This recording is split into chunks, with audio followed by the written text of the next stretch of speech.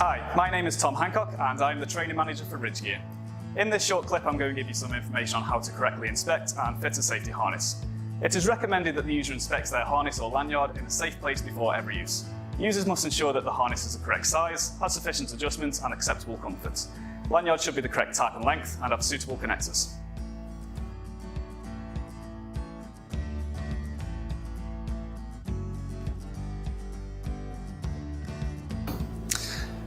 When you inspect your harness, you are checking to see if it's got its own serial number. The serial number can be found on the back of the harness. If you can't locate a serial number, then the harness must be quarantined and further inspection is required. You may have to retire the harness after.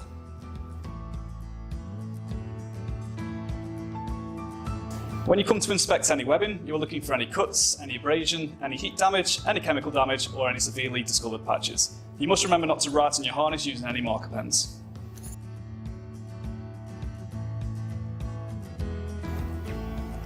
When you come to inspect the stitching, you are checking for any stitching that is of a contrasted colour to the harness. You're looking for any stitching that is broken, loose, worn or abraded. Also, you're checking for any severely discoloured stitching.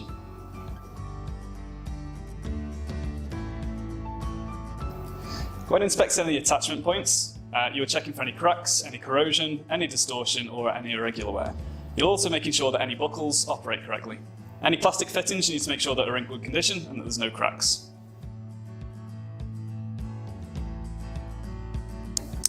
When you come to inspect your energy absorbing lanyard, again you are checking for its own unique serial number. The serial number can be found on the shock pack. You're also checking that the rope is in good condition. You're also checking that the metal items are free from damage and free from any corrosion or any cracks, and that they operate correctly, and that your shock absorbing pack has not been deployed.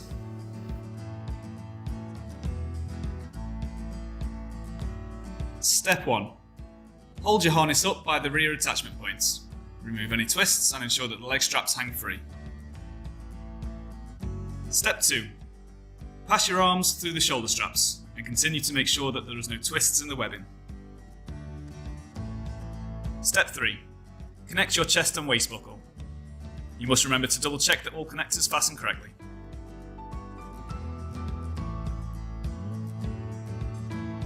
Step 4. On this particular harness you need to adjust the side straps. The rear attachment point must sit between your shoulder blades, and the harness must be a tight but comfortable fit. Step 5. Pull your harness down at the back so that the subpelvic strap sits towards the top of your legs. Connect leg buckles in turn and adjust to a snug fit.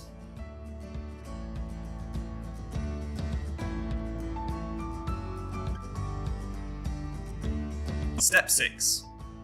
Make sure that the webbing is adjusted to suit your body size. Leaving the harness loose around the legs and chest may feel more comfortable, but in the event of a fall, the sudden jolt that occurs when the slack is taken up can cause serious damage to the body, especially in the groin area and internal organs. Hey, I'm David. I'm Greg. And this is Dynamic Discussions. We're answering your questions about safety and fall protection. This question is, what should I do with my lanyard snap hook when I'm not using it?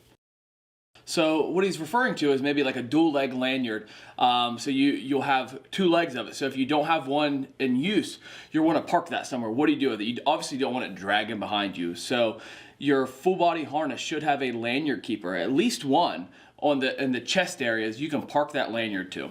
Yeah, and in the multi-dynamics harnesses, we've got them on each side of the chest area of the harness, and it is specifically to park lanyards in, and it even has a braking strength. So if you get caught on something, it will break away rather than cause you to have a fall itself. On that similar topic there, a lot of times out in the job sites, you'll see people attaching those to your hip D-rings. Those are steel. So if you do get those caught on something, it will not break away and it will pull you into the obstruction that you're getting caught on. So you want to make sure you're putting that on your breakaway lanyard keeper, just to make sure that if it does get caught, it does break away. The best way to find out how to park your lanyard is to consult the user manual for your safety harness.